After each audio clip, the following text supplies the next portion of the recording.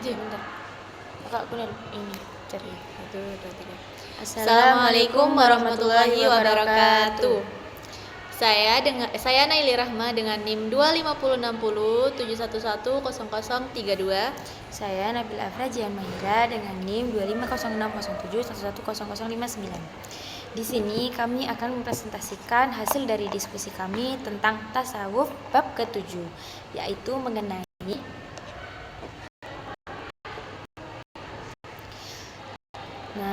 topik pembahasan yang akan kita bahas kali ini adalah pengertian tarekat mutakbaroh, studi kasus tokoh 1, studi kasus tokoh 2, matriks perbandingan, dan yang terakhir adalah kesimpulan dan relevansi kontemporer.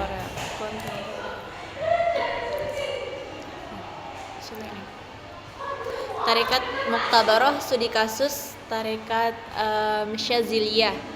Nah, studi kasus tokoh sastra dan makrifat yaitu Ibnu Athaillah As-Sakandari sama Imam Al-Busiri radhiyallahu an. Pengertian dari tarekat mutakbaroh adalah tarekat Syaziliyah merupakan salah satu tarekat mutakbaroh terbesar di dunia Islam yang didirikan pada abad ke-7 Hijriah. Nah, ini didirikan oleh Syekh Abu Al-Hasan Asy-Syaziz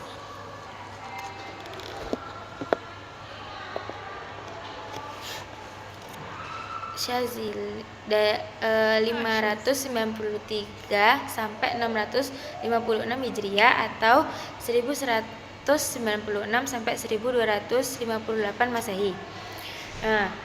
Syekh Abu Al-Hasan Al-Syazili ini adalah seorang ulama dan wali besar kelahiran Maroko yang menetap dan berdakwah di Mesir. Karakter unik dari tarekat mutakbaroh adalah tarekat ini tidak mensyaratkan anggotanya untuk meninggalkan profesi duniawi mereka. Zuhud tidak berarti miskin fisik. Pakaian menganutnya justru rapi, bersih dan bersih. Hal ini dilakukan demi mensyukuri nikmat Allah. Prinsip utama dari tarekat mutakbaroh adalah mengedepankan rasa syukur, kesadaran batin dan muhabbah, cinta kepada Allah tanpa harus melakukan halwat yang ekstrim dan mengisolasi diri dari masyarakat. Studi kasus tokoh yang pertama yaitu Ibnu Athaillah As-Sakandari, yang mana beliau itu wafat pada 709 Hijriah atau 1309 Masehi. Beliau itu adalah mu'alif, penulis ketiga dalam silsilah tarekat Syaziliyah yang berhasil menyusun metodologi tarekat ini ke dalam karya tulis yang sistematis. Nah, latar belakangnya beliau itu lahir di Alexandria, Mesir. Nah, beliau itu awalnya adalah seorang ahli fikih mazhab Maliki yang sempat mengkritik tasawuf sebelum akhirnya menjadi murid utama Syekh Al-Mursi Al-Ansori. Masterpiece kitab Al-Hikam, kitab berisi aforisme atau kata-kata hikmah spiritual yang mempertemukan ke dalam teologi, fikih, dan tasawuf tingkat tinggi.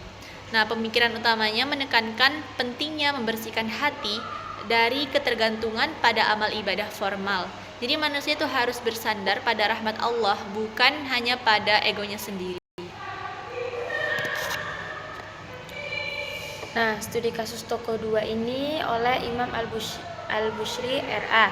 Imam Al-Bushri RA dari radhiyallahu an 610 sampai 695 Hijriah merupakan seorang penyair sufistik besar sekaligus murid langsung dari Syekh Al-Mursi Al-Ansori yang menjadikannya saudara seperguruan Ibnu Athaillah.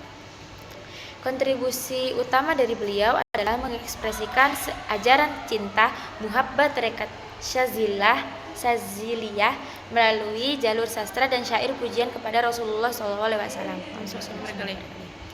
Karyanya adalah monumental Qasidah Burdah, syair pujian madah yang ditulis setelah ia sembuh dari kelumpuhan total stroke secara ajaib melalui wasilah bermimpi bertemu Nabi Muhammad SAW.